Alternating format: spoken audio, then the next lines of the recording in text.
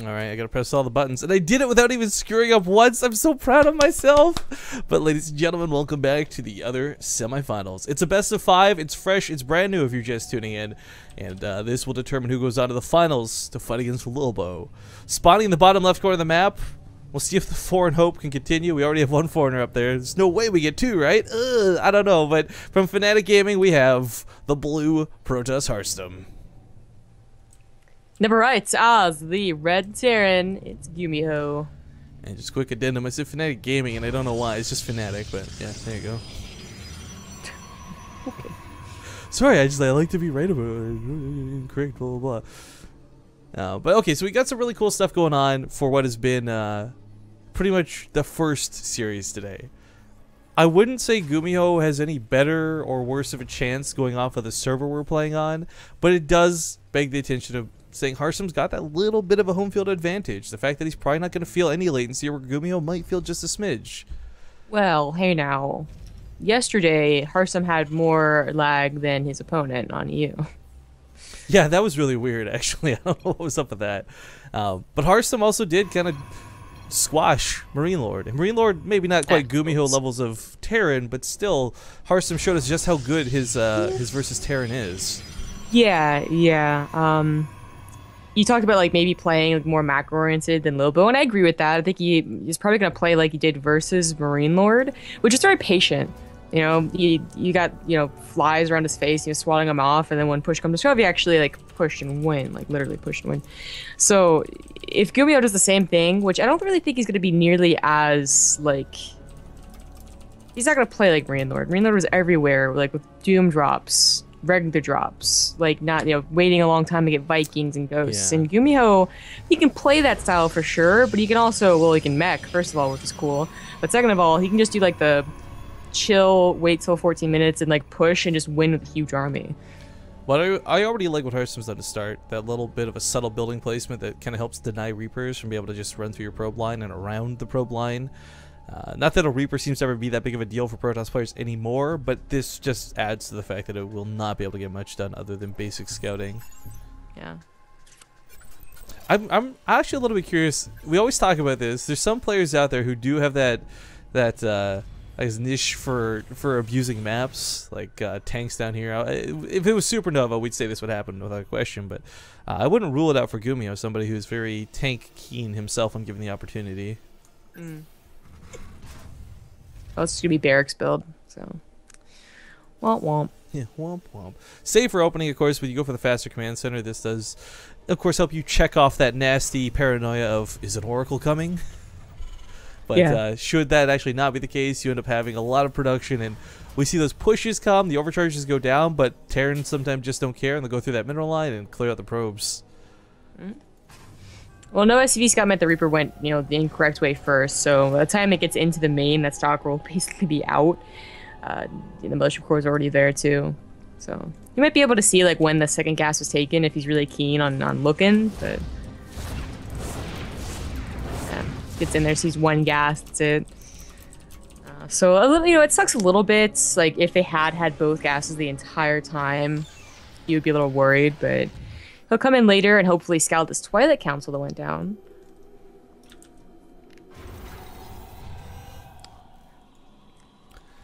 Well, for Harstem's sake, one of the cool things I'm really hoping to see is he's not a guy who's really afraid to use storms.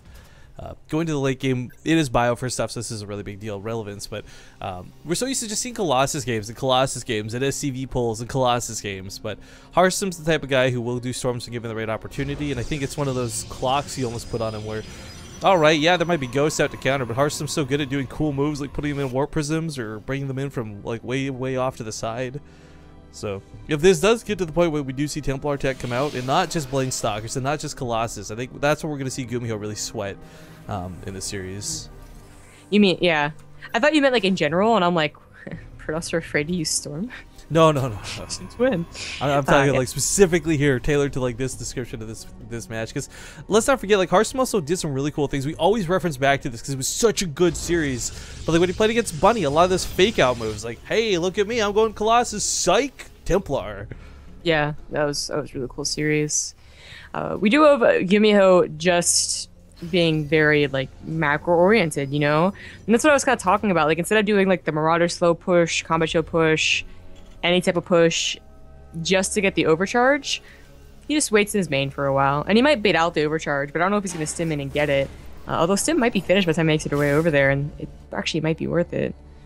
We'll see. But the thing is that if he doesn't actually commit his units, it's still going to be like a big army that's going to be, you know, paired up with medevacs later. Yeah. Well, I'm wondering, for the sake of what's coming, I mean, this is a really scary attack. It might not be the biggest push in the world, but because he went stim first, it's not going to quite be the sickest timing with combat shields, but it will be a situation where he could potentially just stim through and say, well, I don't care that you have overcharge. Let's get damage done. Let's tango. This gateway placement from Harstem is really nice. That stops that type of decision. You know, it makes him at least think twice before doing it, because you want to get into the mineral line, really start getting those probes. And if a gateway's blocking you out, you don't want to have to filter through. It's just like these seconds are very important. Oh, he pre-stims to go for the mothership core. Oh. Reaper dies over here, but he barely doesn't quite kill it in time. The mothership core does get the foot on overcharge off. Probes are being pulled out of this, but if these get to the main, this gets really problematic. Stalkers trying to blink away for safety, but they have to block the army off on the ramp to an extent. So does kill a lot of the Marines. And Gumiho really does not get his money's worth of this attack. Yeah, I actually don't know about that attack. I mean, I guess on one hand he did kill the mothership core, so there's not going to be a second overcharge or recall or anything quite so silly. But yeah, that was his entire army. Yeah, and it wasn't. It was just for like lost mining time. I mean, resources lost looks okay, guys, because it's the gas value that gets added into this, but. Realistically speaking, Harstem's taking a third and not breaking a sweat. You know, if he didn't pull those probes, he probably would have lost more than 4. And that's when maybe that becomes really, really worth it. But that did go south very quickly for Gumiho. Yeah. When you imagine what like the other alternative is, which is like not to stim in there and just go home, bigger army, but also that third probably would have gotten canceled. There's no way those Blink Stalkers take on the army just by themselves. So definitely would have gotten a cancel. But now he has to wait for his medevacs before he wants to push. And he might still get a cancel. I mean, he certainly is going to still play with medevacs, you know, probably quite heavily, but opportunity missed. I really enjoy that he took this third base as well. We always talk about how, you know, Protoss usually do, but Terran as well can abuse this base. You know, low ground, Marine sitting there. We're not going to see anything quite as abusive as we saw Lobo versus Impact, of course, but just be able to use your range and the terrain against Zealots is really, really crucial sometimes for an attack. But coming forward, we do have a Colossus out. The second one's about to join it. Extended thermal lens is not finished, and I don't even think it's been started, actually. Yeah, this could be a big deal. I mean, he has to defend this third base, which is quite a good concave. Like, it's a very wide open space, and the Marauders could stim on top of them. I mean, I get the priority to get more units out. That first push kind of scared him a little bit. He knew the production was going to be high, but 3 Colossus before extended thermal lance. That's going to make these Colossus forced to fight in range of Marauders, which is never a comfortable feeling. Yeah, okay. He does start extended thermal lance, so I'm not sure if it was a, you know, on-purpose decision or what, but he's going to be safe. Gumiho's just going to drop just a little bit, but that cannon's there, and that's just going to buy enough time to stop him from doing too much damage. Yeah, and extended thermal lance finally did start up as well, so not forgetting it, just delaying it. We do have the cannon that actually going to deter the medevac quite nicely, but here comes that push through the front, and for Harstem's sake, he's got to make sure he's got enough units split, because he has to deal with this big attack, but he also can't ignore that drop. So we got some Stalkers in the main looking to catch this medevac. They will barely get on top of it in time. It looks like the overcharge did beat back that push, so Harstem defends here pretty perfectly. Yeah, really well. Like I started thinking about for Gumiho, you know, they're both on 3 bases, and they're both kind of, I guess, Gumiho is admitting that maybe he won't be able to break the third anyway, so does he, okay, yeah, throws down a second starport, and we'll probably start thinking about Ghost eventually as well. Harstem going to Templar Archives kind of quickly. I mean, a lot of games in PvT you've been seeing just like very much so holding off on that tech and getting like a lot of Colossus, but Harstem's been pretty good about getting that earlier storm. On 3 bases, he can certainly afford just about anything he wants for the time being. Gumiho, of course, throwing down his 4th could give him a lot of extra mulage power, but this pressure coming, I mean, this is so Marauder heavy. We might not have Vikings out just yet, but if Harstem's not careful, a stim in is going to pick off so many Colossus so quickly. I mean, he's starting to add a lot of ground units to it, though, so it's really not going to be as easy as it would have been without those Zealots. I don't know what he scanned to sell him. I think he maybe saw like the tail end of a High Templar, but he does throw down a Ghost Academy. And it's going to get to that old-fashioned Ghost versus Templar, Viking versus Colossus. Alright, well, the Photon Overcharge just chases back for a moment. I would love to see this factory come land in the main and start making Widow Mines, by the way. It's not really getting a whole lot done where it's floating at the moment, but yeah, that Viking count has really got to ramp up before he can really take a comfortable engagement. He's got about, what's that, 5 right now? It's not too bad.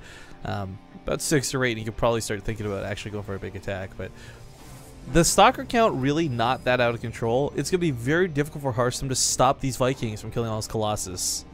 Yeah, it is 5 Colossus though, so there's always the argument to be made that they'll just deal the damage fast enough that even if they die, it won't matter. But with a mostly Marauder army, and with the micro displayed in some of these battles, like the slight pulling backs of the Marauders, that usually doesn't happen anymore. You know, like A moving into a Protoss army was never a good idea, but people haven't gotten even better about it recently.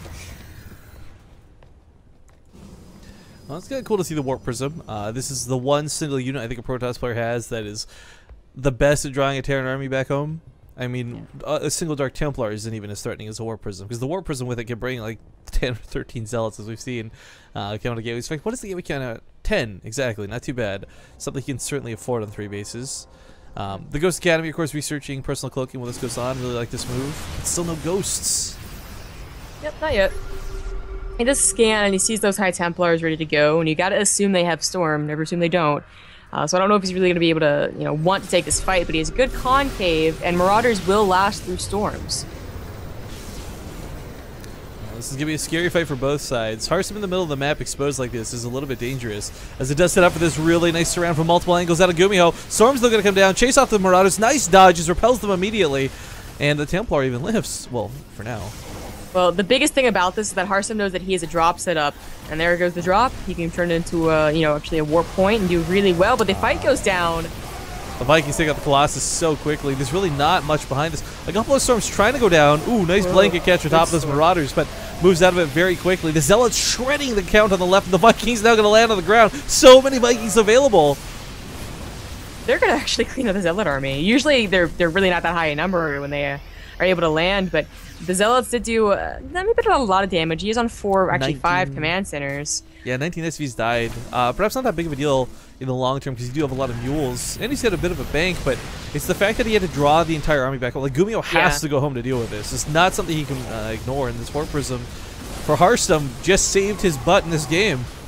Yeah, absolutely. That is the biggest thing about that. And, you know, Harstem got to his own 4 bases, so all he really needed was, you know, just like a minute to get back a good army. Actually, he's a second Robo on the way as well. How good was he about, like, backup High Templars? Okay, I think these are warped in actually pretty recently.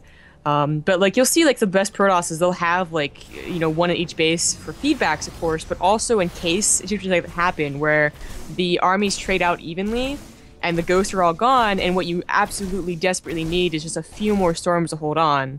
And that's where those High Templars that are stuck inside your main, your naturals, really come in handy. I'm a little bit worried for Gumiho right now with his Viking count. He's got so many of them, which isn't a problem, but so many of them are badly damaged. So right now, he's not thinking about replacing them. But if those all died to like 1 or 2 storms, oh, that's gonna be big problems. I don't know about pushing out here. Yeah, Harstem again, going into that concave. Yeah, there's no pressure to. Right. That's what I'm thinking as well. So I mean, he does back off. You know, doesn't lose too much. Yeah, we get this cool little back attack set up with the Zealot's going to chip through some of the rocks, and we'll see how that goes. But this is why he didn't want to take this base. Storm just landed on top of the Vikings. Oh, he's going to send all these forward to their death, though, catching a death of Storms. Oh my god! But with so many Storms being used on the Vikings, will they have enough left for the bio? The Colossus count is certainly not high enough to carry the army. Not right now, and the probes are being chipped away at. For Harstem to lose a couple of probes, not so big of a deal, as long as he doesn't lose the army fight for it. I don't know if he can take this. Again, those High Templars in the natural and the main are going to be very important. They're the last storms that Harstem has. It only needs 1 or 2 good storms, and these arms are so low. Everyone's in the red or the orange. We do have those Zealots that have set up for this counterattack. It's been like the long con, tunneling through to the bank, but finally gets through. Going to go into that natural base, probably just a moment's time, but right now he's got to focus on the home front. This defensive fight with 3 Colossus and no Vikings to stop them is actually starting to look a little bit better for Harstem. That's exactly what he did, was grab those High Templars from his other bases, and that's absolutely what he needed. Warping in a couple of more. I mean, Archon's going to be really important too. You got to realize that if storms don't kill the Vikings, hopefully a good Archon blast will. Although the Viking count like was never replenished like at all. Like 2 came out, and that's basically like War Prison defense right there. Yeah, if we had more ghosts on the front lines, you make the argument that, you know, the EMPs cover the same damage the Vikings might have, maybe, but yeah, there's still no ghosts on the front lines at this point. I mean, he did go for personal cloaking as well, so I mean... Did he ever make a ghost? I don't know, but like the sooner you get the ghost out, the sooner it's got more energy to make that personal cloaking last longer, more EMPs. I don't know, like 1 or 2 at least, but none is a little astonishing out of Gumiho. But we have seen players make this style work, and not in rare circumstances. I mean, massive Marauders seems to be the way to go for a lot of the higher up Terrans. Yeah, that's exactly what I was going to bring up. This is a style that he's probably like intentionally going for, not forgetting to get these other units. But it's a hard hard style to make work. Well, double drops managed to sneak around the map while this goes on. Harstem perhaps getting a little bit too focused on the front lines. Doesn't quite see this coming, so these do land without any weapons to defend. A Dark Shrine's coming up. This will actually be great for defense later on. Morzelis did, by the way, sneak by through that northern location while this happened. So Gumiho fighting the front lines. Harstem and Gumiho, though, both taking damage behind this. Looks like Harstem will clean this up pretty quickly. Gumiho, though, still loses 11 more SCVs. Harstem now pushing the front lines, too. This is getting so scary. Without Vikings, 4 at a time are coming, but I think it might just be a little too late. There's so many storms available for this. Oh, my God, that first storm on. The army stem goes down as well. Not helping the case here as these Marines start to just pop off and dissipate. Gumiho now in a lot of trouble. The Colossus have got nothing to stop them. Oh, my God, he ran into those storms that time. Devastation. Yeah. I didn't mind the lack of ghosts, but I definitely minded the lack of Vikings. Like I think that's what Gumiho realized too. Like, okay, maybe I should have gotten Vikings at the very least. But he didn't have a gas actually. He had a big mineral bank, but not gas. Maybe, but ladies and gentlemen, Harstem takes the first game off of the Gumi God and puts them up 1-0 in this best of 5. Gonna play a small little EIZO break for you all. Stick around. We'll be back with map number 2, which is